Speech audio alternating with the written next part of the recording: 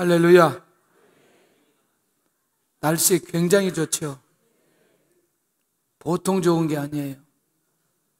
아주 좋죠. 목회할 때 여러 상황들이 있어요. 날씨가 안 좋으면 날씨가 안 좋은데 오늘 얼마나 나올까. 날씨가 더우면 날씨가 더운데 오늘 얼마나 나올까. 날씨가 너무나 좋아요. 오늘은 엄청나게 나올 거다. 봤더니 날씨 좋은 날 좋다고 다 놀러 가버렸어요. 이게 이유를 달면 이유 달 만한 것들이 참 많이 있다. 그런 생각이 듭니다. 한 4년 됐나요? 4년 전 정도 되는 것 같아요. 개척교회 목사님들하고 그 원주 분막에서 이렇게 MT하고 있는데 갑자기 전화가 왔어요. 전화가 왔는데 우리 친구한테 전화가 왔어요. 우리 이제 고등학교 친구들, 아주 친한 친구들인데 그 중에 안수 집사님이 전화가 왔어요. 전화가 온 내용은 이 친구가 원래 길게 전화를 안 하는데 어제 투표해가지고 떨어졌어요. 장로 투표해가지고 떨어져가지고 마음을 달래려고 저한테 전화한 것 같아요. 전화를 하면은 이제 업무상 길게 못하는 친구인데 그날은 아주 길게 통화를 했어요. 그리고 굉장히 위로를 받았어요. 또 우리끼리니까 여러분들 초등학교 친구가 친해요? 중학교 친구가 친해요? 고등학교 친구가 친해요? 초등학교? 사람마다 좀 다르겠죠. 에? 사람마다 다르겠지. 근데 나는 중고등학교 친구들이 더 친하더라고. 이 친구는 중고등학교 같이 다녔기 때문에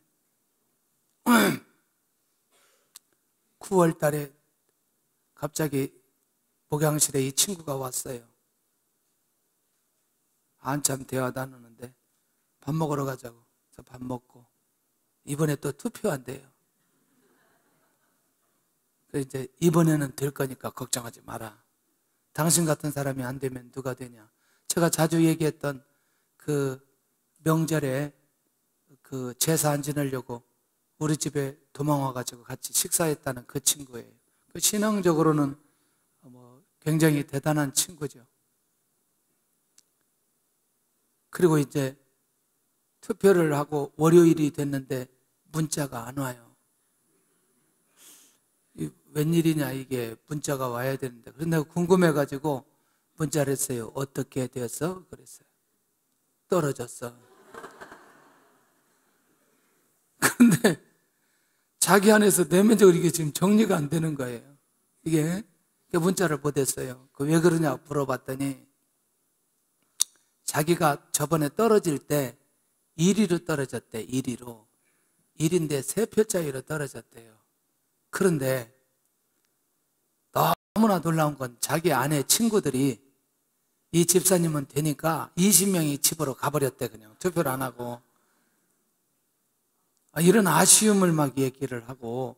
근데 그 2위짜리가 이번에 되었다는 거예요. 왜 그러냐 그랬더니 목사님이 절대로 운동을 하면 안 된다고 얘기를 해가지고 자기는 운동을 안 했다는 거예요. 그런데 그 집사님이 운동해가지고 되었다는 거야. 한 번도 아니고 몇 번 떨어졌어요, 지금? 2번 떨어졌어요.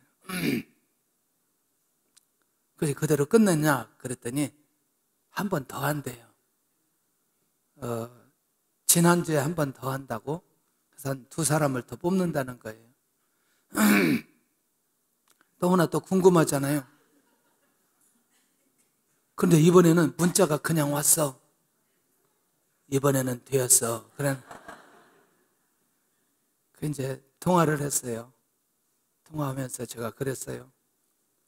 당신은 지금까지 한 번도 떨어진 적이 없지 않느냐. 하나님께서 이것을 통해서 당신을 겸손하게 만들어주신다.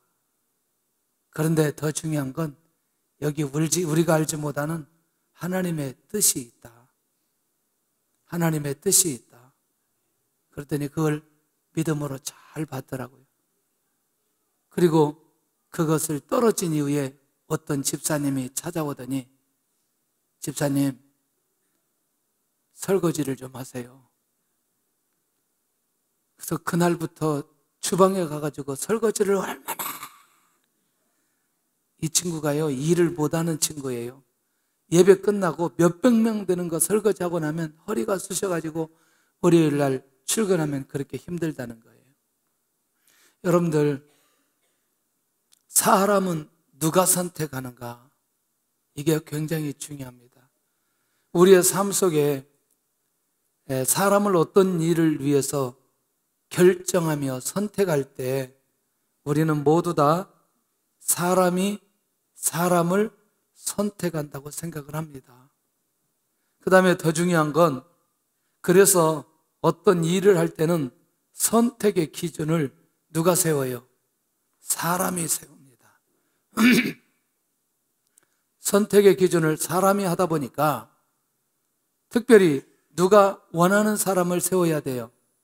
사람이 원하는 사람을 세워야 되는 거예요. 그런데 막상 우리가 신앙생활 하다 보니까 어떤 공동체든 어떤 일이든 사람이 기준을 세웠어도 그 사람을 세우는 것을 보면 사람이 아닌 하나님께서 세우시는 것을 보게 되더라는 거죠. 할렐루야. 여기까지 가기까지는 많은 대가 지불을 해야 됩니다. 각자의 삶 속에 우리 안에서 사람의 선택은 하나님이 하시고 선택하는 기준도 하나님에게 있다는 사실을 믿는 사람들만이 하나님 앞에 깨어있게 되어지고 하나님 보시기에 귀한 모습으로 인도받게 되어진다는 거죠. 왜 그러냐면 우리가 목적하는 어떤 선택의 기준은 지극히 제한적일 수 있지만 하나님께서 보시는 건 우리보다 훨씬 더 깊고 넓게 그 공동체에 필요한 사람을 세우시기 때문에 그렇다는 것이죠. 그러니까 결국 우리가 한 가지만 확실한다면 선택하시는 분의 목적에 의해서 선택되는 것이라면 당연히 우리는 그렇게 선택해 주시는 그분을 바라봐야 되는 게 당연한 것 아니냐는 거죠. 자, 그러면 오늘 우리 예수님 얘기를 좀 하고 또 예수님께서 가장 중요하게 여기는 대상이 있는데 그게 누구냐? 제자들입니다. 그 제자들을 세우는데 그 제자들에 대한 선택의 기준이 무엇일까? 대부분 우리가 생각할 때 사실은 우리의 기준이라면 오늘 본문에 등장되는 네위가 예수님의 제자로 부르심을 받을 수 있어요? 없어요? 없어요. 이 말 이해되나요? 지금 변화된 네위라면 모르지만 현재의 네위는 예수님의 제자로 부르심을 받는다는 게 어렵다는 거예요. 그런데 주님은 그 제자를 부르신다, 부르시지 않는다? 부르신다. 오늘 불렀잖아요. 그러려면 오늘 전체적인 상황들을 좀 한번 봐야 돼요. 제가 이제 정치적인 상황을 왜 얘기하냐면 이 정치적인 상황을 얘기해야 오늘 내위가 이해가 되어질 수 있단 말이죠. 예수님 당시 누가 통치하였느냐? 헤롯 대왕이 통치하였습니다. 그리고 이 사람은 이두메 출신이에요. 이 사람 얘기하려면 시간이 또 많이 가죠. 일단 항상 열등의식이 있고요. 뭔가 이 자존감이 잘 없었던 이 왕. 그래서 이름을 왕도 대왕이라고 붙인 사람이거든요. 자, 주전 73년에서 주전 4년까지의 유대를 통치했던 사람입니다. 이해하고 넘어가면 됩니다. 이해하고 넘어가면. 그래서 이 사람은 누구에게 특별히 총애를 받았느냐? 안티오니우스의 총애를 받고 로마 원루원 중에 유대인 왕으로 임명을 받은 사람이라는 거예요. 자, 이렇게 하면 좀 이해하고요. 두 번째가 중요한 거예요. 헤롯 대왕이 죽자 어떤 일이 벌어졌느냐? 아들이 몇 명 있었느냐? 3명이 있었어요. 근데 이 3명 아들이 왕위 계속 문제로 4분이 일어났습니다. 4분이 일어났다는 건 뭐가 일어났다는 거예요? 싸움이 일어났다는 거예요. 그럼 싸움의 목적은 뭐예요? 왕이 되겠다는 거죠. 왕이. 서로 왕이 되겠다고. 이야, 이 권력이라는 게 이렇게 무섭단 말이에요. 형제들끼리 그냥 큰형이 하면 되는 거지 그걸 또 동생이 자기도 하겠다고. 와, 그래서 이들이 취했던 방법이 뭐냐면 노마로 달려가서 자기가 적합한 왕이라고 계속해서 주장하기 시작하는 거죠. 예. 자, 싸움이 어디로까지 갔어요? 노마에까지로 갔어요. 자, 그래서 이들의 주장으로 어떤 일이 벌어졌느냐? 가만히 생각해 보는 거죠. 황제나 노마에 있는 사람들이. 그러면 그렇게 하지 말고 유대를 세 등분으로 나눠서 분할해서 이들에게 하나씩 맡겨주자. 이렇게 결정해 버리는 거예요. 혹시 분봉왕 들었어요? 분봉왕? 그게 이제 이 비밀이에요. 아르켈라우스가 유대와 사마리아, 안티파스가 갈릴리와 베레아, 빌립이 요르단을 다스리는 분봉왕으로 임명이 되는 거예요. 그러니까 유대를 몇 개 지역으로. 그러니까 헤롯 대왕이 죽고 그 밑에도 어떤 왕이라고 얘기해요? 헤롯 왕이라고 얘기해요. 헤롯 왕인데 근데 어떤 왕이라고? 분봉왕이라고 얘기하는 거죠. 그건 뭐냐면 헤롯의 누구다? 아들이다. 이제 좀 정리되나요? 예, 이렇게 이제 정리만 하고 가시면 돼요. 자, 이후에 유대에는 어떤 일이 벌어지느냐? 이 유대와 사마리아 중심으로 통치하는 아르켈라우스가 이게 유대인 사이의 관계가 별로 안 좋아요. 그래서 유대인의 고소로 6년 만에 파면을 당해요. 몇 년 만에? 6년 만에 파면을 당해요. 자, 여기까지는 별로 어렵잖아요. 그래서 유대 지역을 노마치칼 통치 지역으로 변경하기 시작합니다. 그럼 이제 자주 듣던 이름이 등장되기 시작해요. 그래서 유대는 누가 총독으로 임명되냐면 빌라도가 총독으로 임명되어서 오기 시작합니다. 주 26년에서 36년까지. 자, 조금 정리되죠?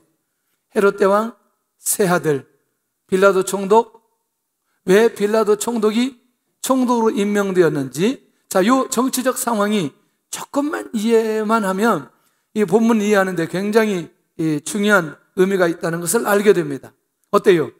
이제 총독이 유대를 다스리니까 유대를 다, 전역을 다스려야 되는데 다 다스릴 수 없어서 특별히 이 세금을 징수하는 부분에 있어서는 유대인들을 의지하게 돼야지. 그게 사내들인 공의회라고 얘기도 하고 조금 이따 가면 세금 청부학자가 나와요. 어떠세요? 자, 누구의 지배를 받기 때문에? 로마의 지배를 받기 때문에 이 유대인들은 누구에게? 로마에게 뭘 내야 돼요? 세금을 내야 돼요. 그러니까 총독은 유대인들에게서 무엇을 징수해야 할? 세금을 징수해야 될 사명이 있는 거예요. 그런데 자기가 직접 할 수 없고 누구에게? 다른 사람에게 이것을 위탁해야 돼요. 유대인들에게 위탁을 해서 세금을 거둬들이게 되어져 있어요. 자, 빌라도에 대해서 조금 더 한번 생각해 봐야 돼요. 이 빌라도가 지금 자기는 로마로부터 명을 받고 왔는데 여기에서 전에 이 세 아들처럼 분란이 일어나면 돼요, 안 돼요? 안 돼요. 그러니까 당연히 이 총독은 누구의 눈치를 보느냐? 유대 지도자들의 눈치를 보게 되어진다는 거죠. 그래서 이 빌라도를 기회적인 총독이라고 얘기합니다. 그래서 예수님을 어디에 못 박게 되어져? 십자가에. 누구는 내주고 바나바는 내주고 누구는? 그런데 여러분들 자기는 누구를 내주고 싶었어요? 예수님을 내주고 싶었어요. 근데 군중들은 누구를 내달라? 바나바를 내달라. 이게 뭐냐면 이게 이 총독이 유대 사람들에 대해서 눈치를 보면서 기회적인 통치를 했다는 그것들이 드러나게 되는 것입니다. 이것까지도 지나고 나서 보니까 하나님의 주권 안에 있어요. 자, 그러면 다시 더 본문으로 돌아가서 로마는 유대 사람들에게 세금을 어떻게 징수했느냐 봤더니 세금의 내용은 일단은 토지세와 인도세를 총독의 관할 안에 두면서 이 세금을 이제 징수하게 되는 거예요. 그런데 자, 아까 사내들인 경위에 유대인, 그러면 결국에는 뭐냐면 세금을 징수하는 청부업자들이 필요했고 그들에게 무엇을 줘야 되느냐? 하청을 주게 되는 겁니다. 참. 이게 이제 이 고리가 어떤 고리인지 조금씩 이해할 필요가 있다는 거죠. 왜냐하면 그 다음의 단계가 굉장히 중요한 거예요. 보세요. 대개 복음서에 나타나는 세리는 세금 청부하자 밑에 고용된 직원이었어요. 레위도 이 직원이었어요. 자, 이제 조금 더 접근이 되나요? 자, 세금 청부업자 밑에 고용된 직원. 자, 그러면 여기는 그렇게 문제가 되지 않아요. 여기까지 이해하는 데는 문제가 되지 않아요. 그런데 바로 이 부분이에요. 고용된 세리는 월급이 형편이 없어요. 어떤 학자들은 말하기를 월급을 아예 주지 않는다는 거예요. 그러니까 월급이 형편없거나 월급이 없기 때문에 어떻게 해야 돼요? 토지세와 인두세를 자기들이 책정한 그것보다 훨씬 더 많이 징수해야 되는 거예요.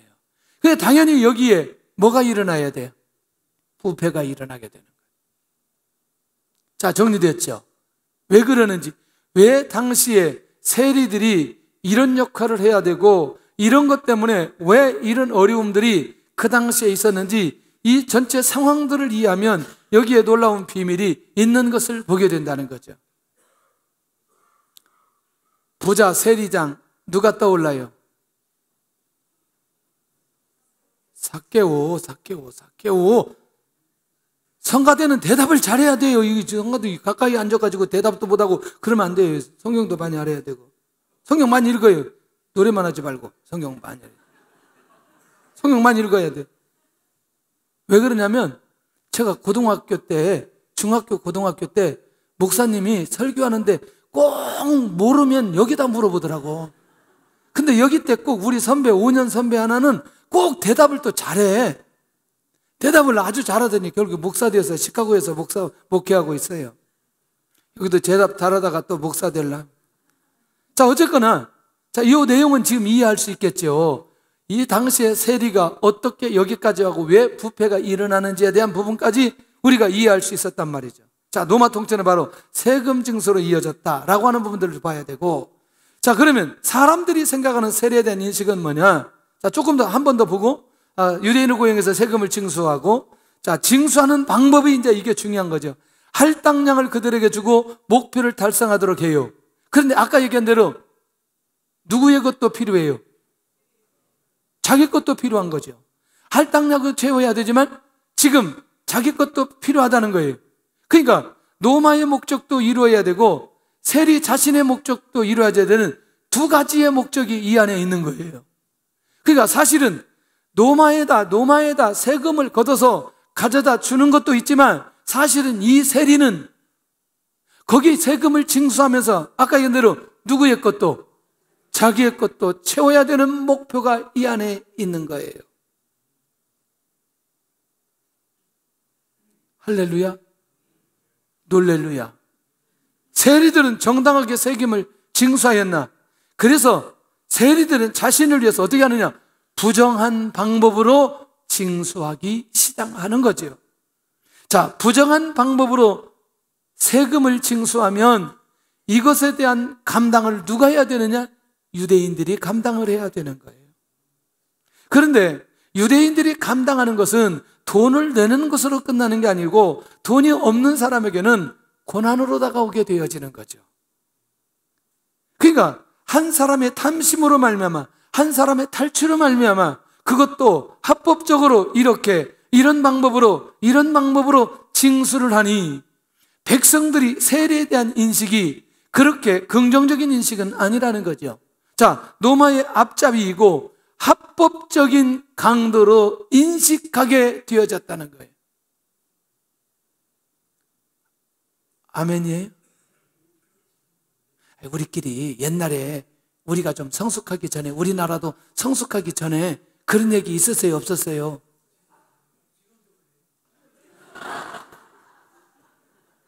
지금은 아직 그렇게까지는 안 가고, 그때 우리끼리 얘기 있어요. 저 경찰서에 교통과에 들어가면 뭐라고 얘기해요? 1년에 집 한 채 산다. 가지고 이 사람은 집에 와서 장화를 벗으면 돈이 여기서 나오고 저기서 나오고 여기서 나오고 여기서 나오고 막 그런다고 그랬잖아요. 졸리는 분이 있어서 얘기 하나 할게요. 우리 친구 형이 목사님 형인데, 이분은 옛날에 한 20년 전, 거의 한 25년 전에 항상 걸릴 것을 대비해서 돈을 꼬깃꼬깃 해가지고 요만큼 접어가지고 항상 넣어가지고 다닌대요. 이게 돈을 너무너무 작게 접으니까 이게 펴보는데 시간이 많이 걸리는 거예요. 그래서 항상 어떤 돈을 접었느냐, 1,000원짜리를 접어가지고 그렇게 넣고 다닌다는 거예요. 그리고 걸리면 1,000원짜리 접은 거 준다는 거예요.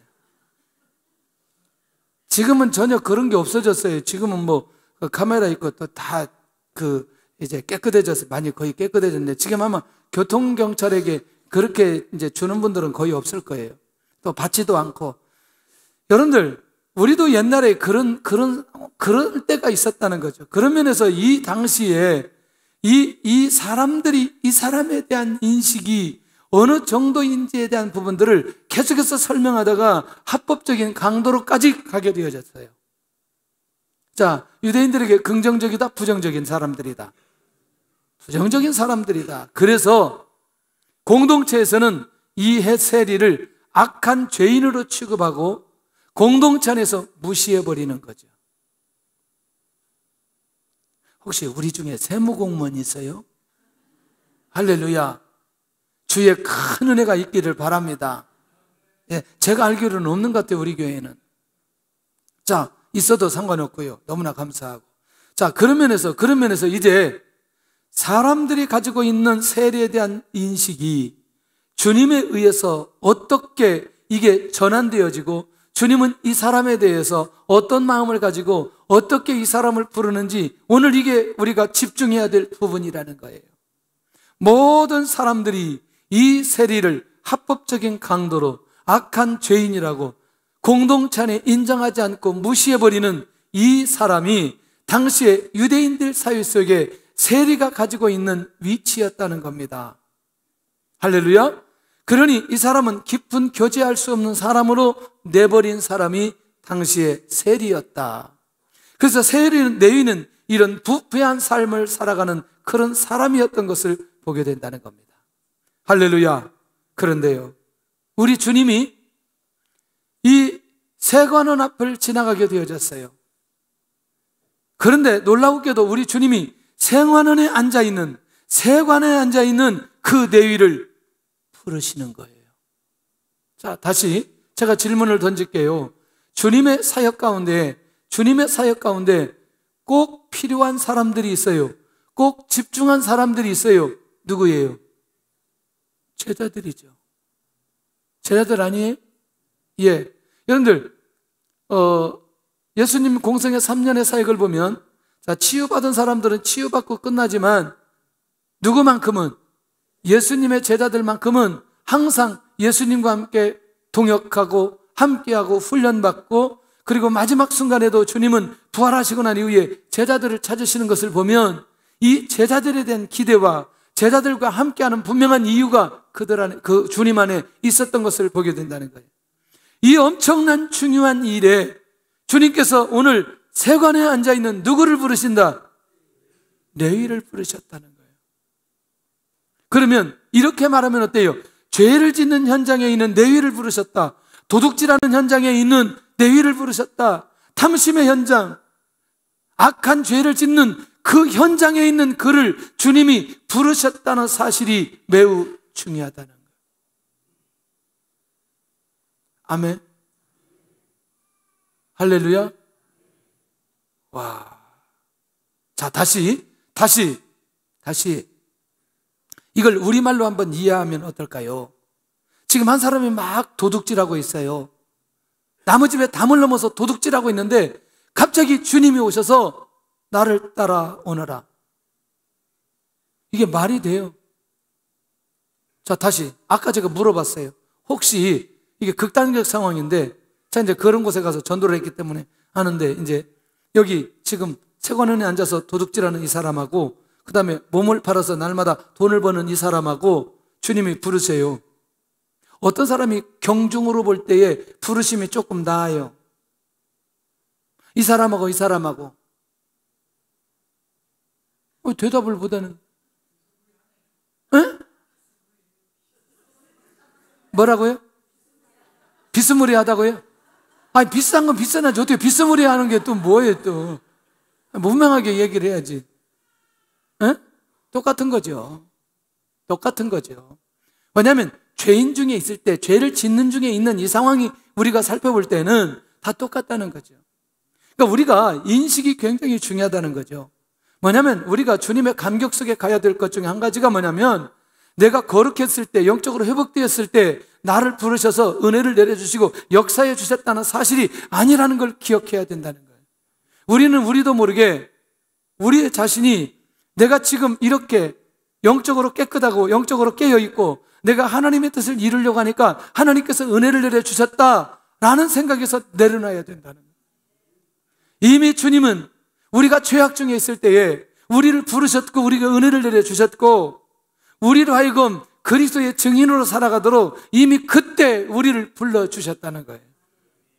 그런데 우리도 모르게 우리가 지금 경건하고 또 예배를 잘 드리고 기도할 때 주님께서 더 큰 은혜를 주셨다고 생각하지만 이미 이때 우리가 주님을 제대로 알지 못할 때, 주님의 사랑을 제대로 느끼지 못할 그때, 내가 그때 타락하고 하나님의 뜻대로 살지 못했을 그때에 주님께서 이미 찾아와 주셨다는 거예요.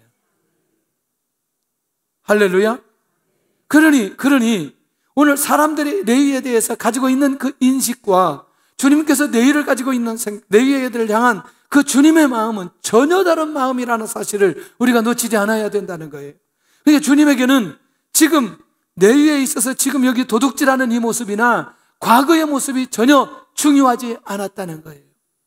할렐루야. 이것이 주님이 사람을 바라보는 기가 막힌 시야라는 거죠. 시선이라는 거예요. 오늘 저와 여러분들이 이런 은혜를 받았다는 사실이 얼마나 감격적인지 모르다는 거예요. 할렐루야. 그리고 오늘도 우리 주님은 우리가 거룩했을 때, 우리가 영적으로 준비되었을 때, 물론 그때도 역사하시겠지만 중요한 건 이렇게 깨어있지 못하고 아직도 방황하고 하나님의 뜻대로 살지 못하는 그들에게 지금 은혜를 베풀어 주시기를 원하신다는 거예요. 이 감격이 우리 안에 있으면 좋겠다는 거예요. 그런 걸 생각해 보니 너무나 감사한 거죠. 제가 얼마나 악한지 아세요? 북경에서 있을 때 연길에 있는 선교사님이 와가지고 탁구 치자고 해서 제가 쳤어요. 그래가지고 다시 내가 비행기를 타고 연길까지 가가지고 그 사모님 심판 보라고 해놓고 그 앞에서 한 판도 안 지고 다 이겼어요. 그랬더니 마지막 하는 말이 너무한다. 사모 앞에서. 그렇게 하고 이기고 다시 돌아왔어요. 이 정도 악한 사람이에요, 제가. 무엇이라고요? 에? 뭐라고? 심하다고? 더 얘기할까요? 여러 번 얘기했어요. 천진에 있는 목사님들하고 북경에 있는 목사님들하고 탁구 시합 하다가 어떻게 내가 그쪽에서 제일 잘하는 사람, 이쪽에 제일 잘하는 사람 제가 2대1로 졌어요. 그 다음 주에 천진 차 타고 갔어요. 목사님 체육관으로 좀 나오세요. 그래서 그날 18판을 쳐가지고 17판을 이겼어요. 그리고 올라왔어요. 잘 가시라고. 그 다음 주에 또 갔어요. 체육관으로 나오시라고. 나왔더니 그날은 다 이겨버렸어요. 끝나고 났더니 이제는 오시지 마세요. 이렇게 악한 사람이에요, 제가. 이렇게 악한 사람. 여러분들이 제가 얼마나 악한지 운동장에서 한 제가 40대, 30대 우리 학생들에게 하는 걸 보셨어야 돼요. 애들이 너무나 상처가 돼가지고 뒤에 가서 저게 목사냐? 해도 너무나 한다. 어떻게 운동장에 와서 운동장 오니까 목사가 아니네. 막 그냥 애들이 얼마나 시험이 들고 막. 그러니까 이미 시험이 통과한 애들이 그렇게 얘기했다고 얘기했잖아요. 야, 너 운동장에 나오려면 목사님 통과해야 된다. 그냥 계속 나와라. 저러다 만다. 그냥 가면 나. 그리고 저는 이렇게 위안을 했어요. 그래도 나는 10원짜리 욕은 안 한다. 근데 그 10원짜리 욕을 하는 목사님들이 또 있어요. 그러면서 나는 또 그 사람을 향해서 어떻게 목사가 운동장에서 10원짜리 욕을 하냐? 나는 또 그렇게 했어요.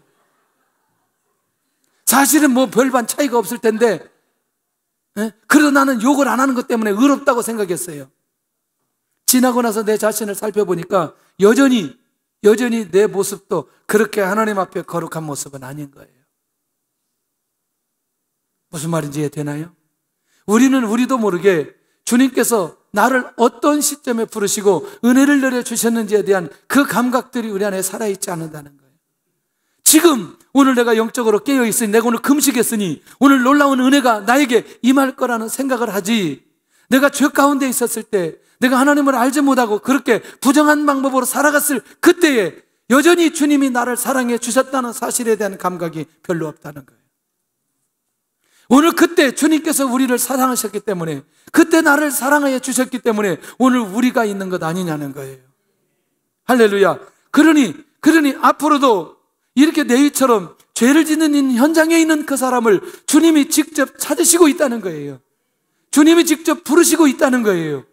할렐루야. 그러니 누가, 어떤 사람이 주님 앞에 나왔다 할지라도 우리 스스로 그 사람에 대한 정죄는 있어서는 안 된다는 거예요. 왜냐하면 주님이 불러주셨기 때문에 그렇다는 거예요. 주님이 그 사람의 과거나 현재를 보시지 않는다는데 왜 우리가 그 사람의 과거나 현재를 그렇게 집중해서 들여다보는지 모르겠다는 거예요.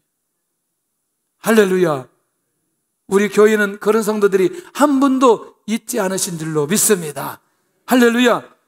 자, 그렇다면 내 위에 어떤 과거를 주님은 알고 계셨느냐? 자신과 공동체에서 인정받지 못한 세속적인 삶을 살았다는 걸 이미 주님이 알고 계세요.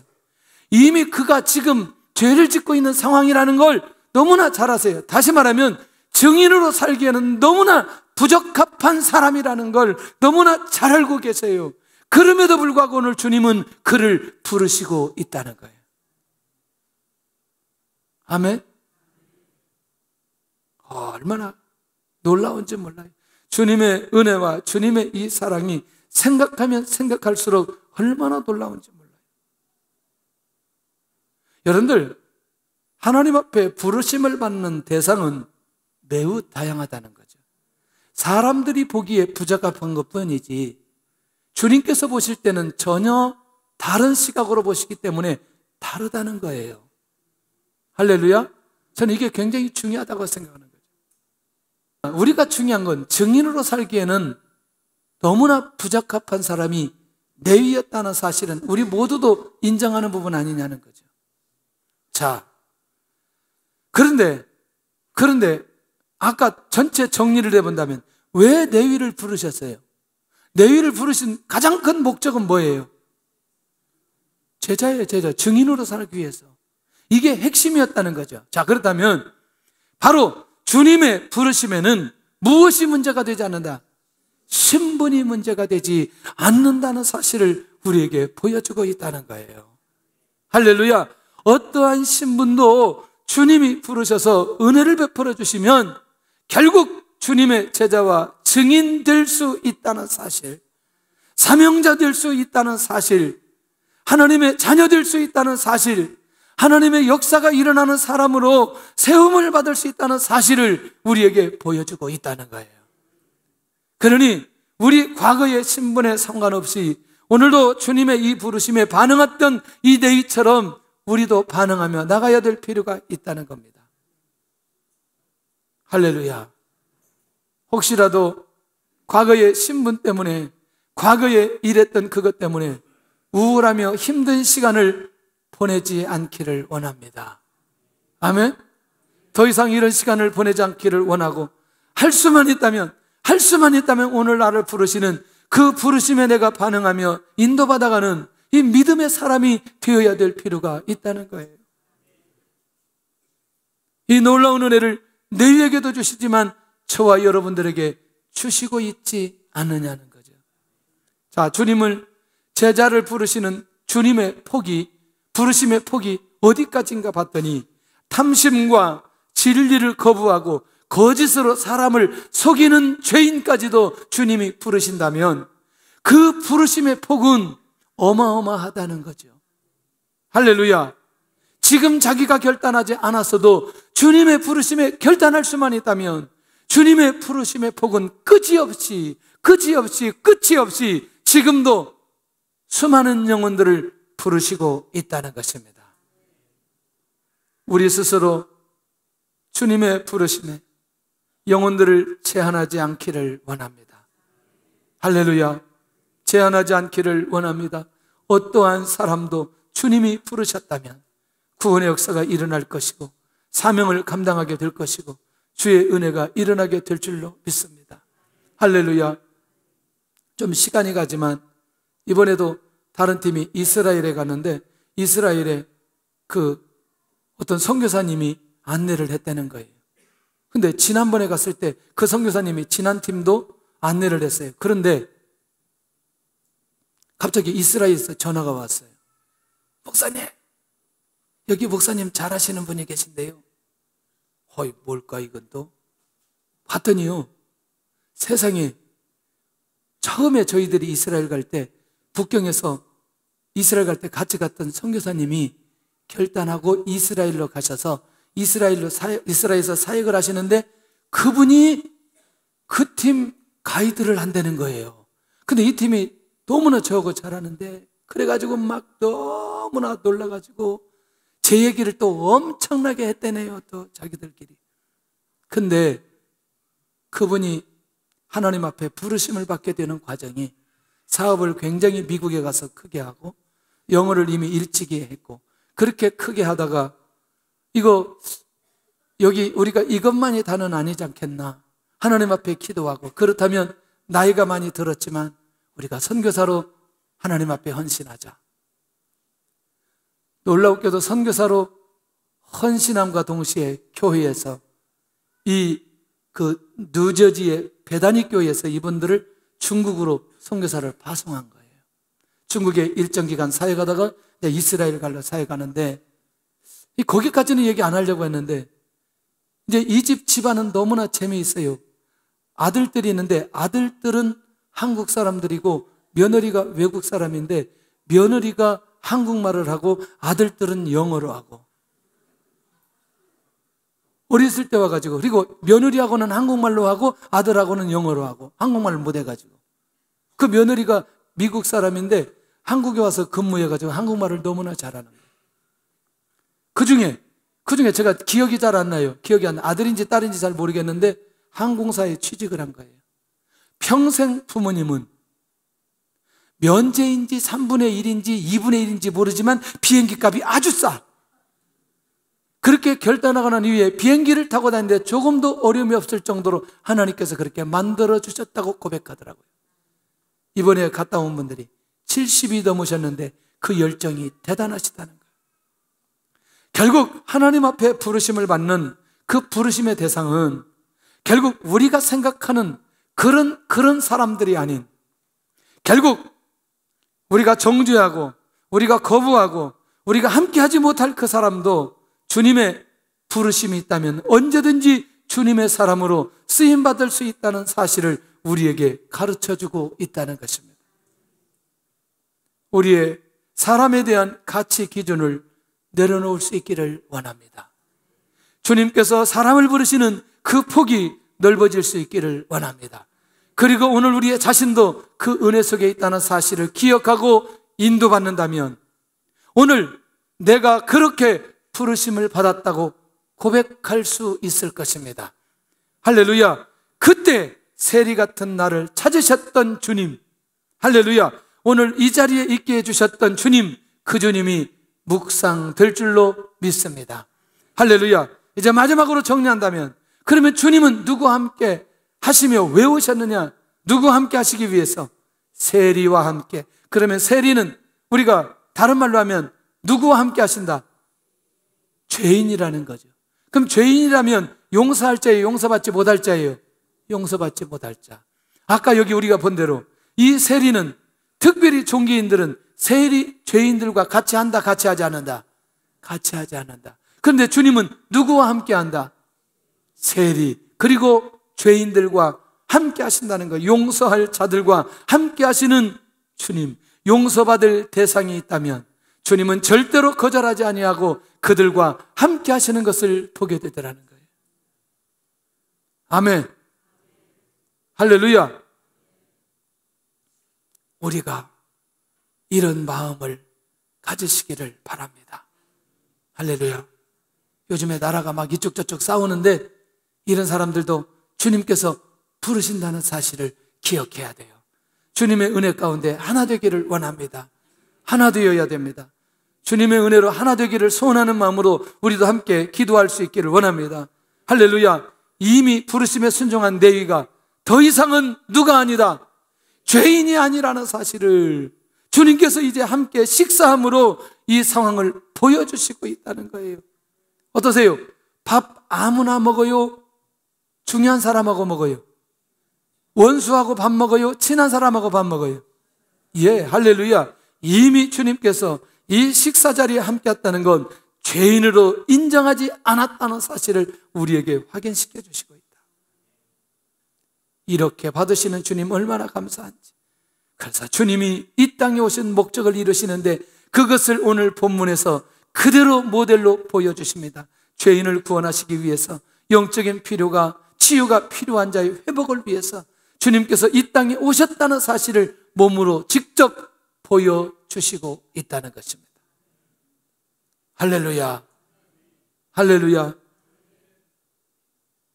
오늘 우리의 과거를 묻지 아니하시는 주님을 만나시기를 바랍니다. 오늘 우리를 사용하시는 주님을 만나시기를 바랍니다. 제자를 부르시는 사역 속에서 주님께서 직접 이 일을 실천하시고 있다는 것입니다. 다시 말하면 죄인을 제자로 삼으시는 주님. 아멘. 예. 손양원 목사님을 통해서 명확하게 우리에게 보여주신, 예, 아들을 죽인 그 사람을 아들로 삼은 이 그리스도의 사랑, 이것은 주님의 사랑인 줄로 믿습니다. 나의 과거도 주님 앞에서 구원의 역사로 이어질 수 있다는 사실을 믿으시기를 바랍니다. 결론입니다. 세리의 과거가 주님의 부르심을 받은 후에 미래에 어떻게 변하지요? 증인으로 변합니다. 주님이 선택하시는 부르심의 기준은 무엇인가? 조건 없는 사랑임을 알 수 있습니다. 신분에 상관없이, 지위에 상관없이 주님은 부르시고 있다는 것입니다. 오늘도 주님의 관심이 나의 과거보다 현재와 미래에 있음을 믿고 주님 앞에 깨어있는 삶으로 인도받는 한 주가 되기를 예수님의 이름으로 축원합니다.